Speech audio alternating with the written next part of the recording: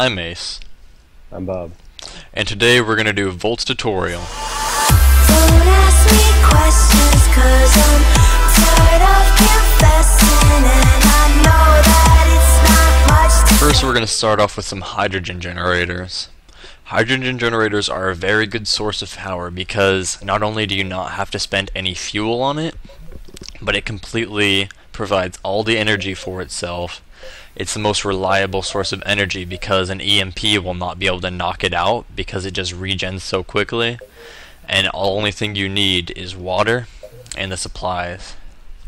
Now All of the methods in this video are going to be completely self-sustaining. None of these will need any source of fuel, just the supplies themselves. Alright, first you're going to need an electric pump. An electric pump just sucks the water out of a water source, so the source will usually need to be 3x3, and the electric pump placed directly in the center so the water does not disappear due to lag. Now this pump will need to be powered, preferably with a universal cable, and it can be the power can be drawn straight from the hydrogen generator itself. Now second, you're going to need some mechanical pipes if you plan on making more than one. A single electric pump can power up to 8 electrolytical separators. And these separators, what they do is they take this water and they split it into hydrogen and oxygen. As you can see, the oxygen bar is filled up.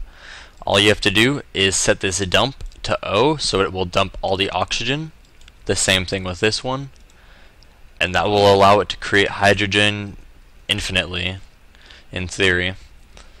And then it will go directly into these hydrogen generators. You can either put it directly back to back, so it goes into it like this, or you can use a pressurized tube to put it in if you need to make it a distance, or you can hook up multiple hydrogen generators to a single separator, but it will be less efficient, or you can store oxygen or hydrogen in a gas tank such as this one, which can later be used to fuel hydrogen generators. And now from there, you just have to put it into something that will store the power. I prefer ultimate energy cubes because you can, they're made for this. They hold more room.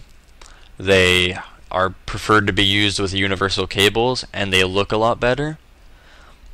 And the other option is using a battery box. A battery box, you put the power in the red and it comes out the black. A battery box will only hold 5 megajoules, and you can only use copper wires with these. And another thing about these is that when you break them and you pick them up in your inventory, they will not keep whatever power they had when you broke them, unlike a universal or unlike an energy cube. No matter what you do with these, unless you're EMP'd, they will keep whatever power that was stored in them, which is very helpful when you're moving base or some other type of thing. These are non-explosive. If anything goes wrong, they'll just stop working. And they're very easy to make, and most people use them for powering force fields due to the fact that they're a very reliable source of energy, and you can keep them hidden and contained in your base. Next up is solar generators. Solar generators aren't often used as actual generators due to the fact they produce such a low amount of power, but they are often used as crafting components to make advanced solar generators. You make a solar generator with the crafting recipe listed here, and you hook the universal cable up to that little black square.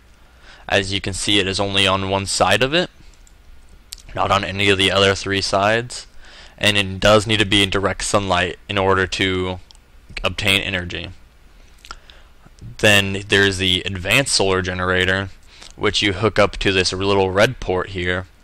These are a lot bigger, and they also have to have direct sunlight in order to be powered, but they do produce a lot more power than the normal solar generator. All you do is hook these up along with any other into any energy cube, and the power will just build up over time. These are really helpful for if you have a protected base, like protected by a force field or turrets, and you just want to power a couple machines. One solar generator will be able to do that for you. And next up is wind turbines. Wind turbines are often used by their ease of creativity. You can just create them pretty easily. You've plugged them in directly in the front. As you can see, plugging them in the side or the back will not work. Now the thing about these is the higher up you are, the more power they'll produce.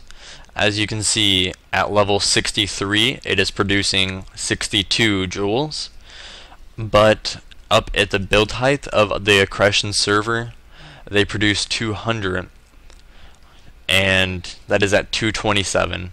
And as with any energy cube, you plug it into any of the green sides and the power will come out of this slot. That is it for today. Please check up on us in 2 days and we'll have a video on every source of power that requires fuel. That includes coal generators, fission generators, fusion generators, and fulmination generators. These will be full in-depth guides, including how to create and how to craft everything, and what is the most efficient design to use for all of these power sources. Thank you for watching, and have a great day.